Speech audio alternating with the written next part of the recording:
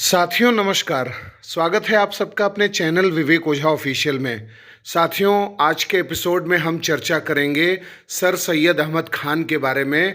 और दूरदर्शन ने अलीगढ़ मुस्लिम यूनिवर्सिटी के संस्थापक सर सैयद अहमद खान की एक बायोपिक को चलाने से मना कर दिया है, रिफ्यूज़ कर दिया है टेलीकास्ट करने से। और इसके चलते विवाद बढ़ गया है इस मुद्दे पर कि सर सैयद अहमद खान जो मुस्लिम पुनर्जागरण के पिता कहे जाते हैं, जब धर्म सुधार आंदोलन चल रहा था भारत में 1885 से पहले, उस दौर में मुस्लिम समुदाय को साइंटिफिक टेम्परामेंट देने का जिस व्यक्ति ने काम किया, उसके प्रोग्राम को क्यों नहीं दिखाया जा रहा है।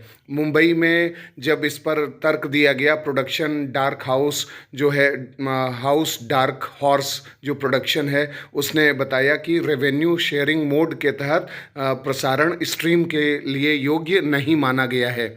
तो अब मुद्दा ये है कि सर सैयद अहमद खान को अलग अलग नज़रिए से देश में देखा जाता है। कुछ लोग उन्हें हैट्रेड का चैम्पियन कहते हैं, कुछ लोग कहते हैं कि मुस्लिम समुदाय को एक बेहतर ज़िंदगी देने के लिए उन्होंने अपना पूरा जीवन खपा दिया। उन्होंने कुरान को सही तरीके से निष्पादित करना और उसे इंटरप्रेट करने का काम किया, और उसके बावजूद उनको गालियां दी गईं। उन्हें कुरान के मुद्दे पर बहुत थ्रेट्स दिए गए, उनके ऊपर काफिर का भी टैग लगा, उन्हें काफिर कहा गया। और जब उन्होंने साइंटिफिक टेम्परामेंट की बातें करी, यानी मुस्लिम समाज में जो चमत्कार की बातें हैं, जो रिचुअल की बातें हैं, सुपरस्टिशंस हैं, उन सबको दूर करने पर जब उन्होंने बल दिया, तब उनको क्वेश्चन मार्क उनके ऊपर लगाया गया। ये वही सर सैयद अहमद खान थे जिन्होंने कहा था कि हम यानी हिंदू और मुसलमान एक ही क्रॉप यानी एक ही फसल खाते हैं, एक ही नदी का पानी पीते हैं, और सेम हवा को हम ब्रीथ करते हैं।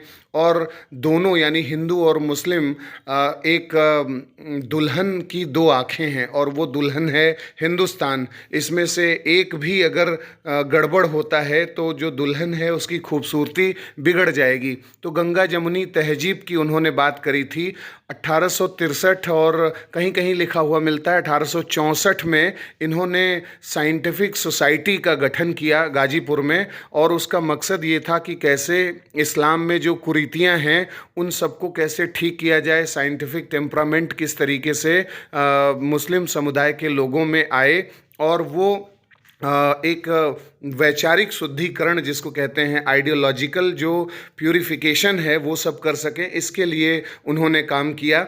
लेकिन बाद में धीरे धीरे उन्होंने ये माना, 1857 की जब क्रांति हुई तो उनको लगा कि अंग्रेजी शिक्षा, अंग्रेजियत और अंग्रेजी हुकूमत से जुड़ना मुस्लिम इंटरेस्ट के लिए बहुत ज़्यादा ज़रूरी है। और बाद में उन्होंने लंदन की यात्रा करी और उन्हें सर की उपाधि दी गई। उन्हें अंग्रेज़ों ने नाइटहुड की उपाधि दी, और फिर उनके ऊपर आरोप भी लगाया जाने लगा कि वो अंग्रेज़ों के एजेंट हो गए हैं। और बाद में उन्होंने इंडियन नेशनल कांग्रेस के गठन का भी विरोध कर दिया। यूनाइटेड पैट्रियोटिक एसोसिएशन जो 1885 में इन्होंने बनाया राजा शिव प्रसाद सितारे हिंद के साथ मिल करके, उसके माध्यम से उन्होंने इंडियन नेशनल कांग्रेस के गठन का विरोध किया।